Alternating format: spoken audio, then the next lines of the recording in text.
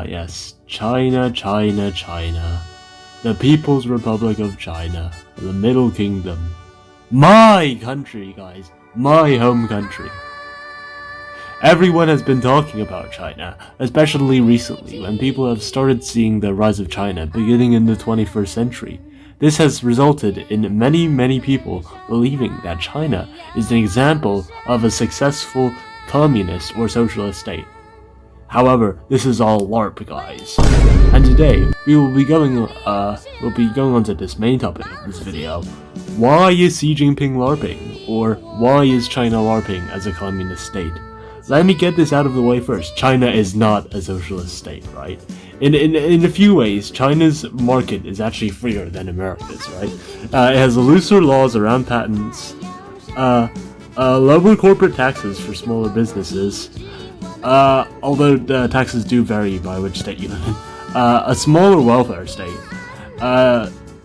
although we are regressing in this area a little bit, a significantly lower minimum wage. I think our currency is about to return to the gold-backed currency instead. As you can see, right, our market is in some ways freer, but it's not perfect. There are still many state-owned companies which act in interest of the state, and many large businesses in China have members of the CCP within their top ranks, right? The Chinese state is responsible for creating monopolies, like the Chinese high-speed railway system. The railway system, though, it's interesting.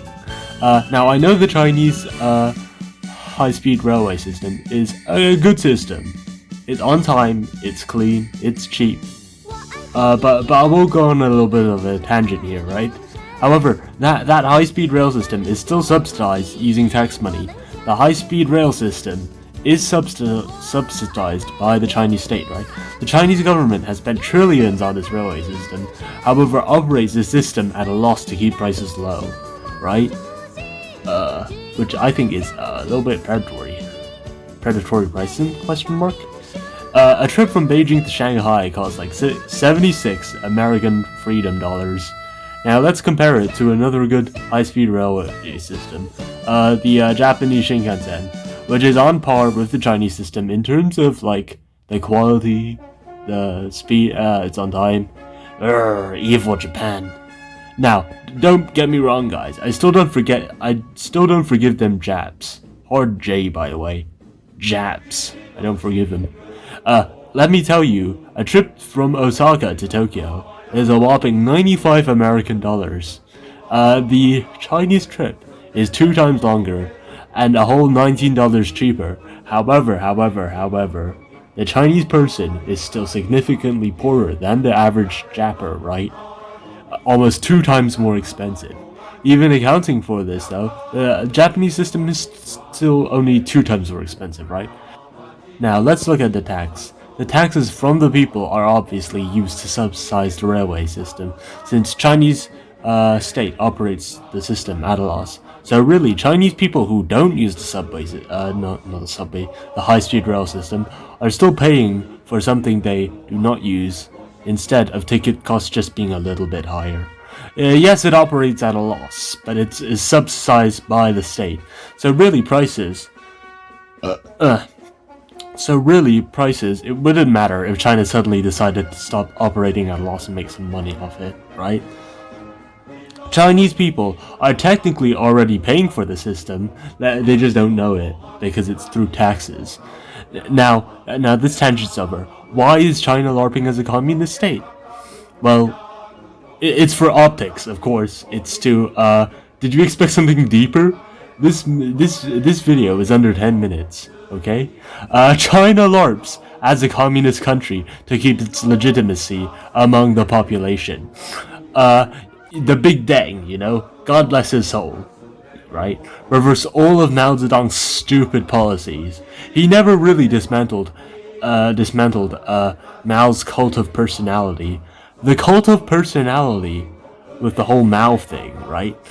Seems to be intact with the whole 30% wrong, 70% right sort of thing that most Chinese people have of him, right? Many Chinese people still have a positive view on Mao Zedong. You know, the guy, the guy who killed like 60 million people.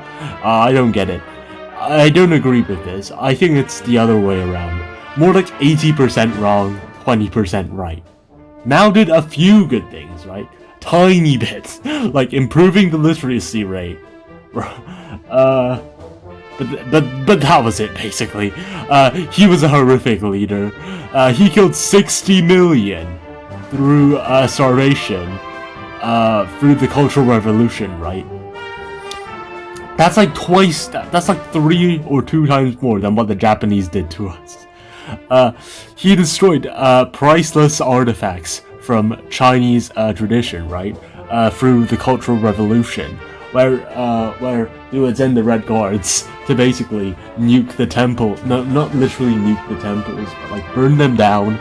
I can destroy ancient artifacts. Basically, a lot of Chinese history basically is doesn't exist because of this guy.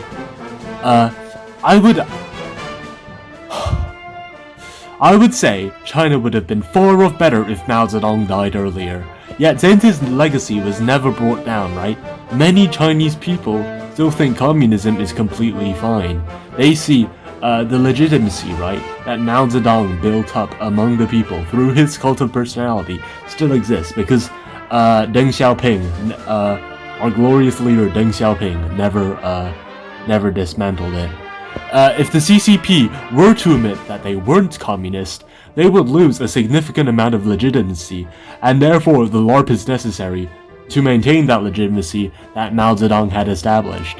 Now that we know that China LARPs is a communist country, what is the CCP? The CCP is actually, let's just say, it's much closer to Imperial Japan than you think, which is actually very messed up considering what the Japanese did to us during World War II. What are the similarities? State-led economy, intense militarism, the state police, nationalism. Not saying nationalism is bad specifically. I heckin' love my country, right? It's just that the state is now enforcing some nationalist rhetoric. You know, expansionism, right? It's self-explanatory. Do I have to say much more? If China were to be honest and admit it was just an authoritarian rights government, it would lose all of its legitimacy, right? I don't know if you have noticed or not, but a lot of people don't actually, in China, hate Imperial Japan. For a very good reason. Admitting that you've basically become Imperial Japan would lose your grip on power by a lot. Anyways, this is why I think China is LARPing as a communist state. I don't necessarily, I think there could be other reasons why they're doing this. However, I think this is the primary reason. Another reason I possibly think of, right, is that they're LARPing as a communist state, so they can align themselves with North Korea and Russia on the global stage or something. But the legitimacy among the Chinese people is probably the largest reason why they are LARPing as a communist state.